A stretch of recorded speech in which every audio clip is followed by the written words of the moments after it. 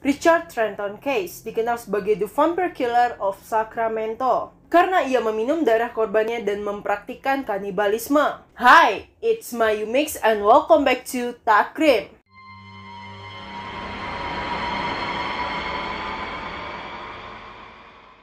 Di video kali ini kita akan membahas tentang kejadian atau praktik kanibalisme. Oke, check this out. Richard Trenton Case adalah nama yang tidak asing bagi dunia kriminalitas Amerika Serikat. Ia lebih dikenal dengan sebutan The Vampire Killer of Sacramento. Sebutan itu merujuk kepada aksinya meminum darah korban dan mempraktikkan kanibalisme di daerah Sacramento, California. Secara keseluruhan, total korban yang dibunuh Case ini berjumlah 6 orang. Ia lahir pada tanggal 23 Mei 1960 di Sacramento, California. Case telah tumbuh di kota itu hingga masa kriminalnya dimulai. Semenjak kecil, ia telah menunjukkan gejala-gejala orang psikopat. Antara lain, suka membakar, mengompol, menyiksa hewan, dan tidak memiliki pengalaman emosional. Saat memasuki usia dewasa, kehidupan seorang Case makin tidak terkontrol. Ia menjadi seorang pecandu alkohol dan memakan beberapa narkoba seperti jenis ganja atau obat-obat terlarang lainnya. Selain itu, Richard Case ini juga sering keluar masuk rumah sakit jiwa. Ia menderita penyakit hipokondria dari penyalahgunaan obat dan alkohol. Saat berusia 21 tahun, ia tinggal sendirian di sebuah apartemen. Ia ditinggalkan oleh teman sekamarnya karena ia merasa kesal melihat tingkah si Case ini. Case seringkali menyimpan bangkai hewan di apartemennya. Lalu ia memakan bangkai hewan yang telah disimpannya itu, baik itu secara mentah ataupun dicampur dengan masakan lainnya. Ia pun pernah dirawat di rumah sakit karena ia telah mencampurkan darahnya dengan darah kelinci yang baru saja ia bunuh. Setahun kemudian, Case ditemukan di sebuah ladang di dekat Danau Tahoe, Nevada. Dia telanjang dan berlumuran darah sapi. Insiden itu dilaporkan namun tidak ada tindakan yang dilakukan oleh pihak kepolisian. Hanya beberapa bulan kemudian, Case menembak dan membunuh seorang yang bernama Ambrose Griffin. Pembunuhan tersebut menjadi kisah awal dari pembunuhan berantai yang ia lakukan. Pembunuhan dilakukan saat Griffin tengah berjalan sebagai teknisi di pedestrian. Ia ditembak saat Case sedang berkendara lambat di tepi jalan. Korban berikutnya itu Cherry Wallin, seorang wanita yang sedang hamil. Ia ditemukan tewas di rumahnya sendiri saat suaminya pulang bekerja. Wallin ditemukan dalam kondisi kehilangan banyak darah dan sebagian isi perutnya itu telah hilang. Ini orang apa manusia? Kayak nafsu banget sama darah daging manusia, heran. Suami Wallin juga menemukan secangkir yang berisi sisa darah. Cangkir tersebut diprediksi telah digunakan oleh tersangka. Saat polisi memulai penyelidikan, terdapat sebuah rumah yang telah dirampok. Di mana di rumah yang dirampok itu terdapat sebuah mayat anjing yang telah kehabisan darah. Kayaknya dia meminum darah manusia atau darah hewan itu kayak lagi minum coklat panas ya. Kental-kental gimana gitu. Sejak saat itu, FBI mengembangkan profil tersangka berdasarkan bukti-bukti. Akan tetapi, saat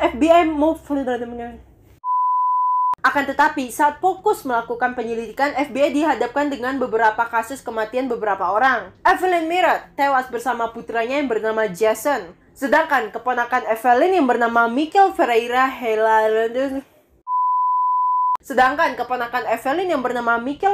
hilang dari rumah. Aktif banget ya si Case ini.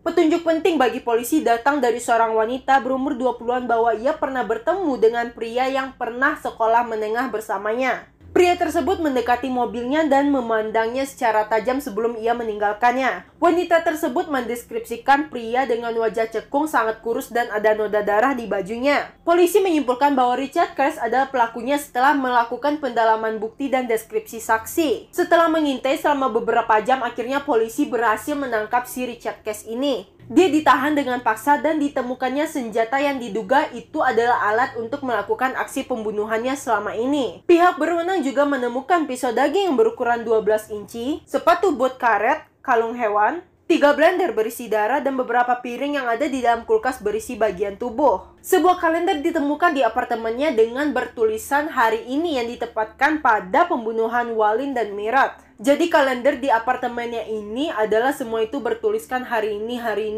dan yang hari ini itu bertepatan dengan kejadian kematian dari para korbannya ini guys. Bayi yang telah dimumikan dipenggal kemudian ditemukan di dalam kotak di luar tanah kosong.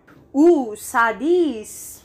Pengadilan untuk Case dimulai pada tahun 1979. Case mengaku tidak bersalah dengan alasan kegilaan. Namun setelah mendengar rekomendasi dari dokter, Case dapat dihukum karena dia dianggap waras secara hukum. Selain itu, aksi pembunuhannya pun dilakukan secara sadar. Selama persidangan, hakim memperbolehkannya untuk melakukan pengobatan untuk mengenai masalah kejiwaannya. Akan tetapi, obat-obat yang telah diberikan dokter itu disalahgunakan. Kemudian Richard Case dijatuhi hukuman mati di penjara dalam kamar gas. Namun sebelum dia dieksekusi, dia ditemukan tewas setelah menggunakan obat antidepresi pada Desember 1979. Jadi guys, si Case ini dia karena ada gangguan jiwa, jadi dia terobsesi dengan sebuah yang namanya pistol. Awalnya coba-coba nih, ketembak satu orang.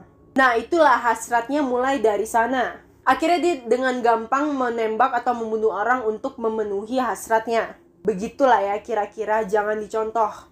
Oke, sekian dulu videoku kali ini. Apapun itu diambil baiknya dan jangan diambil jeleknya. Jangan lupa di like, komen, dan subscribe. Dan share juga video ini ke teman-teman kalian semua juga. Sampai jumpa di Talk About Criminal selanjutnya.